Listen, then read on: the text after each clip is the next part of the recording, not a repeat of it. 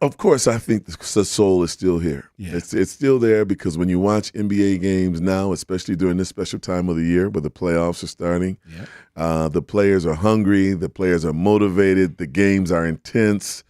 I've heard a lot of talk about starting to reduce the amount of games in the NBA so that, if it gets down around a 60-game schedule, maybe guys keep the energy a little bit more than they do on an 82-game schedule.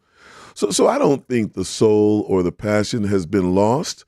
I just think we're in a generation with younger players with, AI and social media and so many other distractions that is kind of changed the players a little bit. Yeah.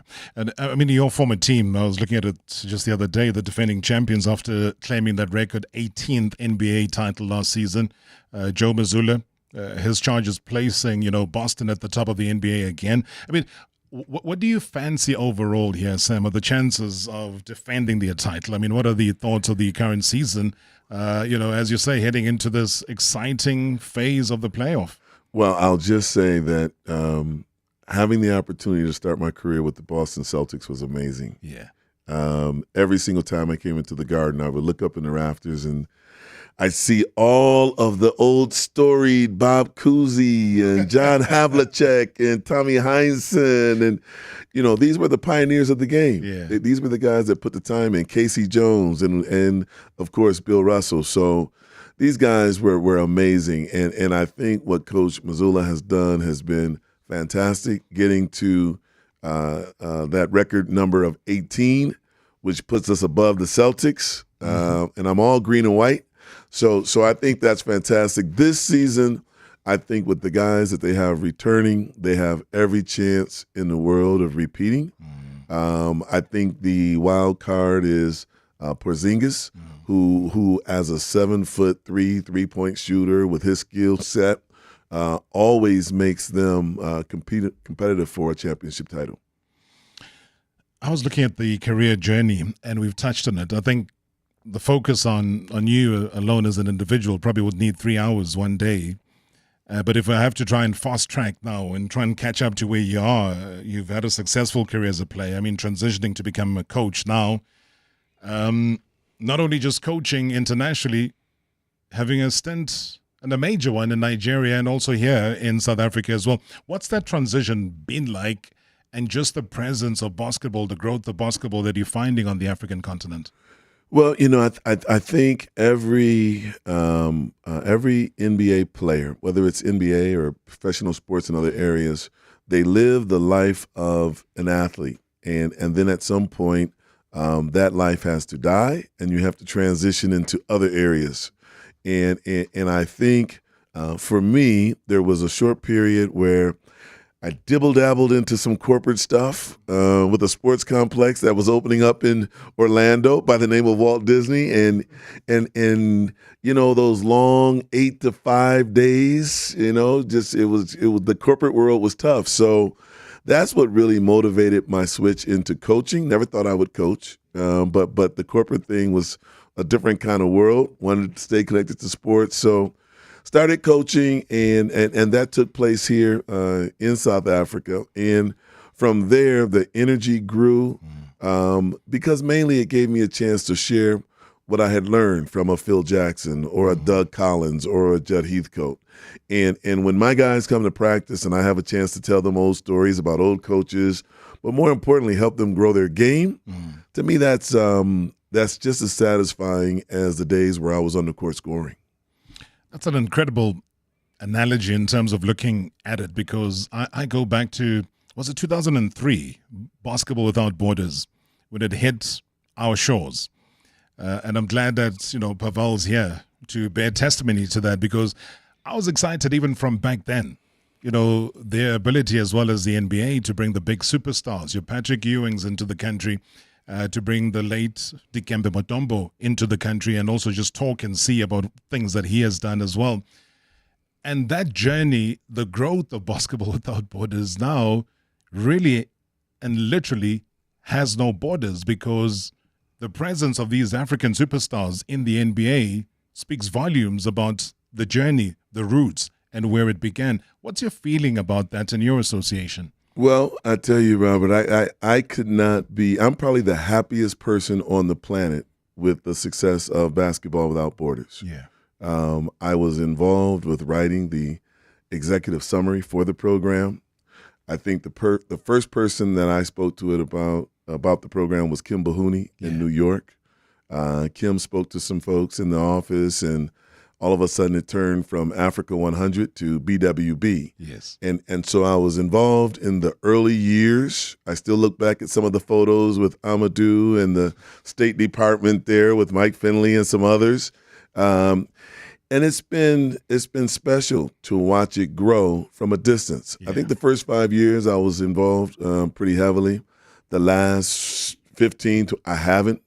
But when I got a call from Amadou Gallo, the president of the BAL, and said, "Hey, we'd love for you to come back and participate with the combine and also with some of the things that are happening in South Africa." It was a full circle because it gave me a chance to reconnect with some work, some energy, some passion that I put in back 25 years ago.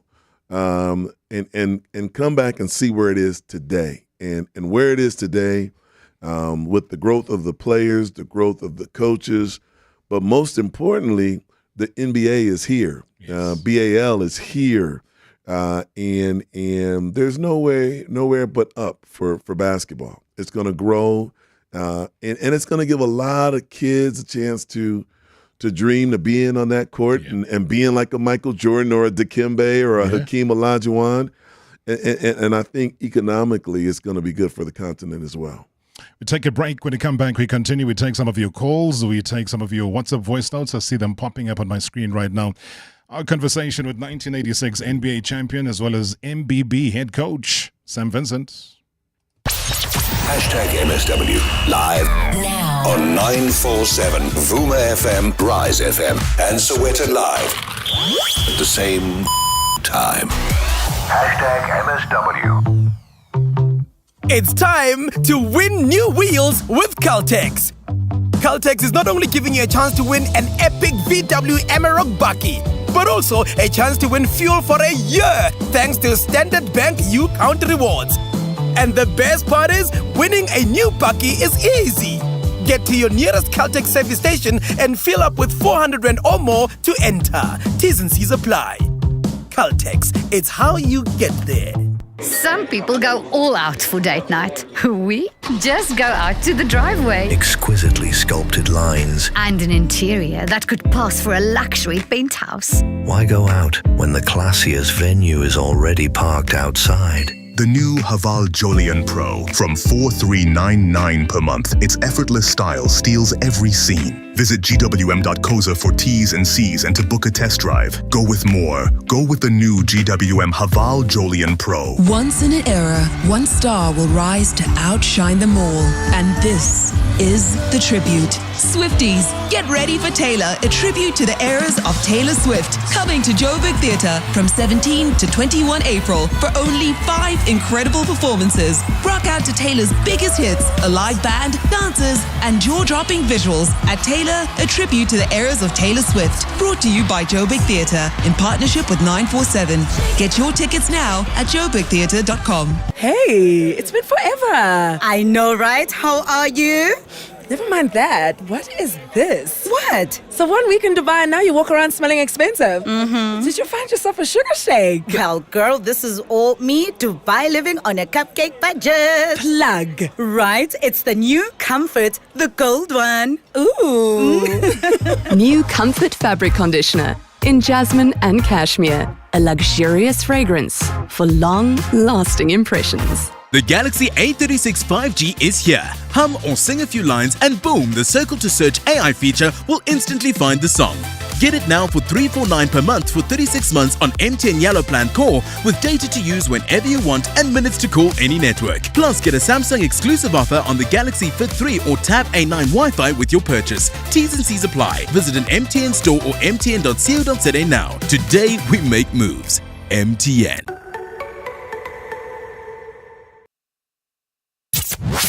93 on Marawa Sports Worldwide. He's got Lewandowski inside, and Lewandowski makes it 3-0 to Barcelona. He's La Liga Africa MD.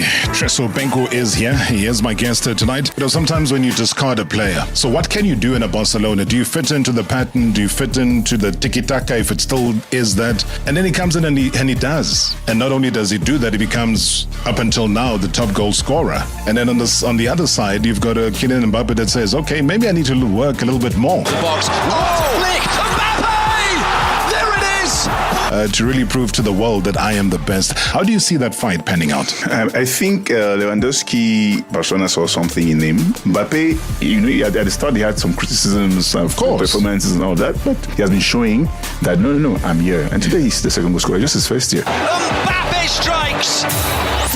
#MSW. #MSW. Good evening, Mr. Rob. It's Sulfilang here, and good evening to the MSW Shoulders, and good evening to your guest over there, the head coach, Coach Sam Vincent of MBB, the Blue Soldiers. Firstly, congratulations on winning the Basketball National League last year. Of course, it's never ever easy, watching the few games or watching some games in the season. I could tell that the competition in the BNL has it's quite tough, and for you to win that league, hey, congratulations. I would just want to find out, could you please tell us how difficult is it to play in the Basketball National League and to win it as well? Because if you do win that league, you do have an opportunity to represent the country in the Champions League of basketball, which is the Basketball Africa League here in the continent, where you face the best of the best. You face the Zamaleks, you face the Petro de Luandas, and you also have that opportunity to obviously go all the way and win it, because we've seen the Cape Town Tigers, they've represented the country all the way to the semi-finals. So how difficult is it to play in the BNL, and what is his overall expectations going into the BAL this season? That's what I want to find out from your guest. Again, wish him everything of the best, and congratulations on winning the BNL last year. Great show as always. Thanks. Hey, Hulufalang, thank you so much indeed. I did tell you that there's some big B-ball fans that do listen to the show. So yeah, over to you, Sam. Well, it's always exciting to hear someone call with a question about basketball specifically, and also about the BNL. To get specific with an answer on the gentleman's question, for MBB, in the past, the BNL has been able to operate for a full period, and then produce that champion out of the league that has been able to propel on into the BAL Champions Series. Because there was maybe some disruption in the season, I'm not quite sure if the MBB team actually went all the way through the BNL. I would be speaking out of turn if I were to say that was the road that we took to get here to this point.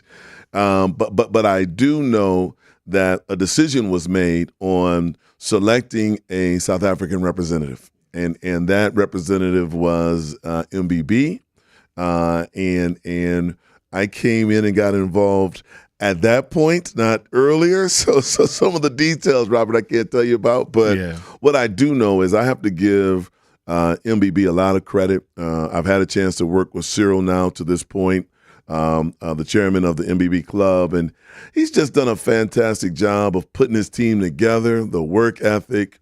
I know Cyril played back in the day. He was on the national team, and what he has built with this group of guys has been really, really strong. So really proud of the work and effort that he's put in, and I'm excited to join the club and help take it to that next level of where we can bring in the right foreign players, the right South African players, and go out and really have a strong showing in the BAL competition. I mean, recently against the Super Elite, it was a very close call, 55-53, I think was the final result. But for you, it wasn't about who wins, I think, on the day. It was about your observations. It was about how you think the game has progressed and how MBB as a team, as a collective, have also progressed. Because whether you're a wild card or not a wild card, it doesn't really matter. The fact is you're there, you're in the mix, you have to play. What were your observations about that game and that outcome and what you saw of the players? So my observations of that specific game was that there were two strong South African teams competing, MBB and Super Elite. I thought the growth of the game from where I remember it 20 years ago was substantial. The guard play was really, really good. Guys could shoot the ball strong. There was real strong post play, and they were playing with a certain passion and energy that I don't remember 20 years ago. So I was excited to see that. I think the fact that the MBB team had already been selected by BAL to move forward gave me a chance to see, where we were from a local player standpoint, and how much further we have to go to really be able to be very competitive on that next level at the BAL. So it's exciting, for me to be involved at this point. We're only weeks away from traveling over to Rwanda. And the one thing I can say for sure is the team that we put together is going to represent South Africa strong. We're going to compete. We're going to play hard.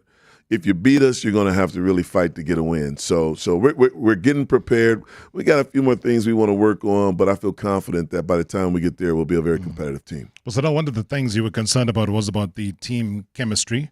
It was also just about on-court awareness. Is that something you've been able to work on? Yeah, it is. One of the things, Robin, I've always kind of observed when I coach foreign national teams is, when I go into a country and I've got a population of international players, some local players that have been coached by different clubs, you never really know what everybody knows. So you almost have to start off at ground zero with putting in the fundamentals and the strategies just to try to create a team that's thinking on one page. And it was the same with this team. We had some guys from the KwaZulu-Natal area, some guys from Gauteng, one or two kids from the Cape Town area. And then we've got to get those guys to mix in with some foreign African players and also some Americans. So it really is a little bit of a chemistry kind of situation to get everybody on one page and understanding what you're trying to achieve and making sure everybody accepts the role that you give them. Sir Rob, what a great man you've got over there in studio.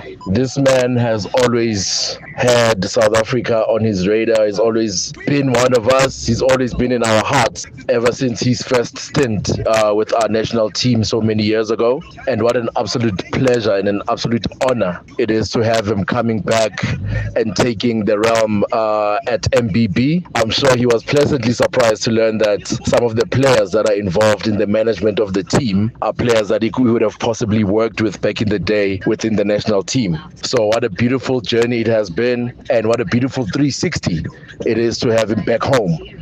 So Coach SV, it's always love. I can't wait to see the guys out on the floor under your leadership, and we are absolutely looking forward to the BAL this year so that we can see everything that continues to cook over there in the MBB pot.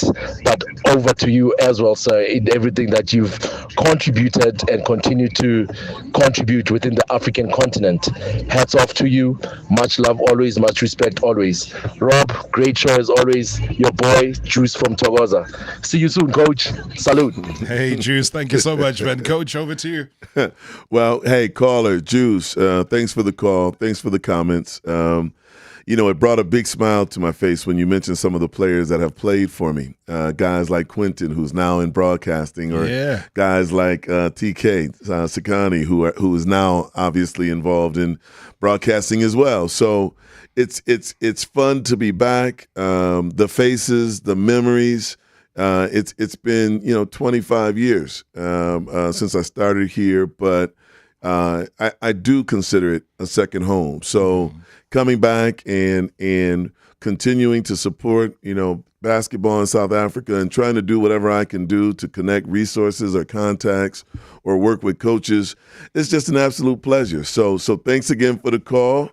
And I'm sure somewhere on the mean streets of Johannesburg or Cape Town, I'm going to run into you. Or Pretoria, man, when it gets down here. Or Pretoria. Yeah, it's coming down soon. We've got to remind South Africans, though, because we got to do better than what the Moroccans have done. We're going to touch quickly on what you observed in Morocco.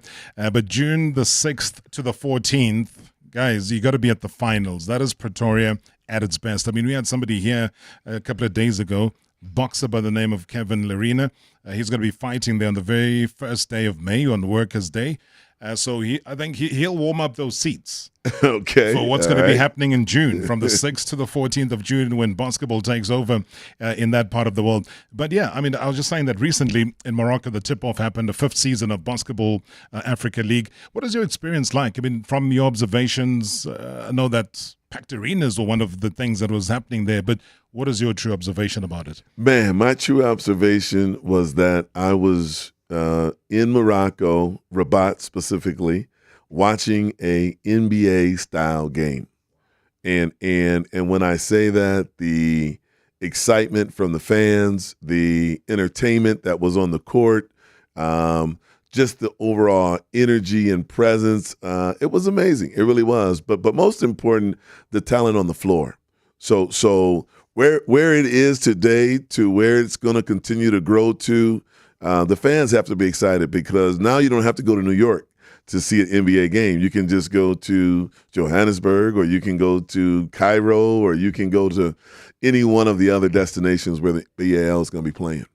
But what does that say in terms of reshaping basketball on the continent, and how, the African continent as a whole, the diaspora as they call it, actually visualizes basketball and it getting closer and closer, because we know the on-court entertainment is not just about what happens, during the match itself. It's a whole package. And when you're saying that you were observing an entire NBA style match and matches, that says a lot about the growth.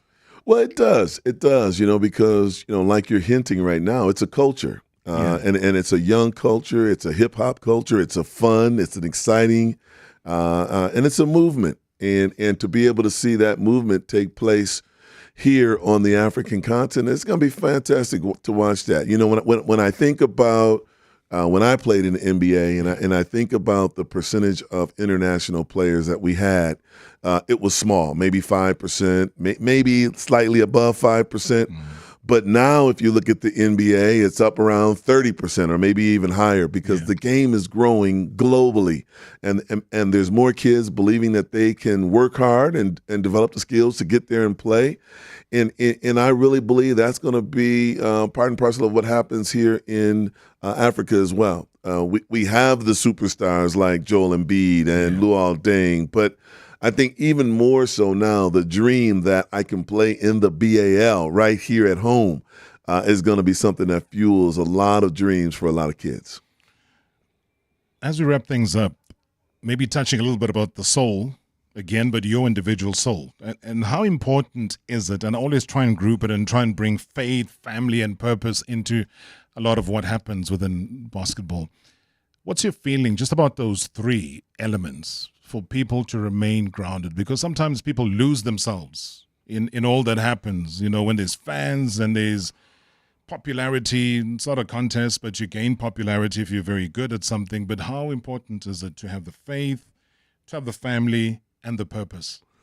Well, obviously, all three of those are critical. And I think, Robert, one of the beautiful things about what Africa is going to have a chance to experience is the NBA has been in the U.S. for 50-plus years, and it's been very successful. But there's some things that can be learned from that model and improved upon here on this continent. So it's really kind of cool to think about the fact that this is new, it's emerging. It's going to potentially go from a 3-month kind of schedule to something larger, where there's more games and there's more media and there's more entertainment. And as that grows, there's just so many amazing, experienced people at the NBA offices who have done this for 20, 30, 40 years. And so Africa's going to get the best of this style of basketball, entertainment, coaching, development. And to me, that's it's really special. And I'm really excited to have a chance to work with NBA Africa to help grow that, and just really proud of the fact that Amadou gave me a call and said, hey, come back and join in. This is going to be special. Oh, well played, Amadou Galafol. What a leader indeed. And I think globally everybody starts to respect the kind of individual and the person that he is. With all this traveling though, Sam, where are you going to be on the 18th of May? On the 18th of May, Did you know that was my birthday? Of course. That's all being specific. I'll tell you where I'm not going to be. I'm not going to be in the U.S. celebrating my birthday this year. I think we play our first game on the 17th of May over in Rwanda. So I'm going to do something that I've never done before, and that's celebrate my birthday in Rwanda. Oh, man. Love that. Love that. It's going to be a special one. Hopefully we'll be somewhere in the vicinity on the 18th. But I hope you will. Yeah, I'm putting it out And Pavel, too. Yeah. He's a globetrotter. I think he's gone through like 58 passports as well. So we can't touch him, Sort of like MC Hammer. Can you touch this? Right. So what an absolute pleasure, man. Wish I could chat to you some more. We're out of time, but all the best. You're leading the charge. As I said, lots of South Africans saying MBB, fully behind them. So everything of the best, and thank you so much, man, for sharing your wisdom and your journey with us on the show here tonight. Thanks for giving me the chance, Robert. Really appreciate it. Nice talking to you. 1986 NBA champion and also MBB head coach. That's Sam Vincent, ladies and gentlemen. Have a great long weekend. Catch us again next week. Yeah, it is hashtag MSW, Marawa Sports Worldwide. Proudly brought to you by Hollywood Bets. The thrill, the drama, the action. Let the game begin. Marawa Sports Worldwide on 947, Vuma FM and Rise FM. Powered by Hollywood Bets. Hashtag MSW. Live now on 947, Vuma FM, Rise FM and Soweto Live. At the same time. Hashtag MSW. It's about the music, the vibe, and of course, the company. Night Pulse with Bolele and Msizi on 947, Monday to Thursday, 7 to 10. This is 947. You never know.